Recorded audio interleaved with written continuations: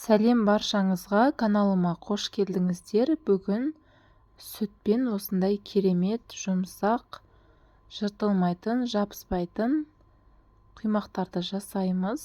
Осындай аралары тесік-тесік болып, жұмсақ болып шығады. Менің каналымнан көптеген рецепттерді таба аласыз. Каналға тіркеліп алыңыз. Ең алдымен керекті заттарымызды дайындап аламыз. Бізге бөлме температурасында тұрған 3 жұмыртқа қажет. Жалпы қосатын заттардың барлығы бөлме температурасында болуы керек. Бұл өте маңызды. Яғни комнатный температура деп айтып жатады. Енді осыған жарты шай қасық тұзды саламыз. Және 3 ас қасық қантты саламыз.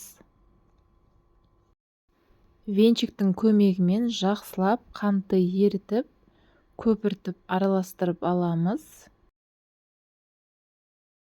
Осылайша жақсылап шайқап қантты ерітеміз. Құймақты дайындау үшін керекті заттардың мөлшерін описание бөлімінде жазып қалдырамын. Жылы сүтті аламыз, үстіне ұнды саламыз. Сүтіміз жылы болуы керек. Мен тоңазытқыштан алып, плитаға жылытып алдым. Сүтіміз жылы болса, ұнды салған кезде іртік болмайды және жақсылап араластыру керек. Біздегі ұн, сүт және суды бірдей стаканмен, яғни 1 стаканмен өлшеп аламыз.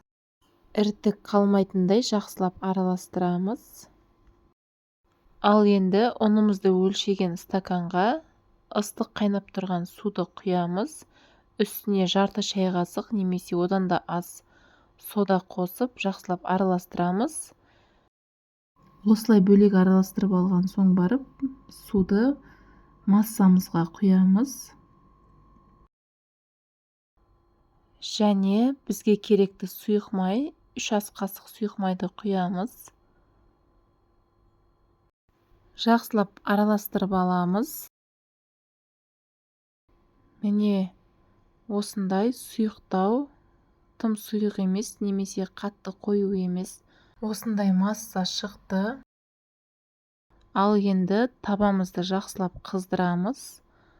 Ең бірінші құймаққа сұйық майдан жағамыз. Осылай қызып тұрған кезде құйсақ жұқа болып құйылады. Табаны жақсылап қыздырған дұрыс. Яғни жоғарғы температурада қыздырамын. Және шеттері қызарған соң екінші бетін аударып аламын. Міне осылай, барлығын осылай дайындаймыз. Келесі құймақтарға сұйық майды жағудың қажеті жоқ. Бастысы қыздырып алып, осылай құйып шықсақ әдемі құйылады. Және құймақтың жабыспай әдемі болып пісуі, бұл оның табаға да байланысты, яғни құймаққа арналған табаны алған дұрыс. Міне осымен дайын болды.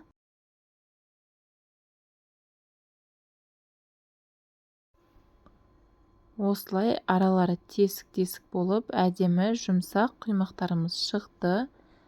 Сіздер де осы рецептпен жасап көріңіздер. Видео ұнаса, лайк басып, комментарий қалдыра кетіңіздер.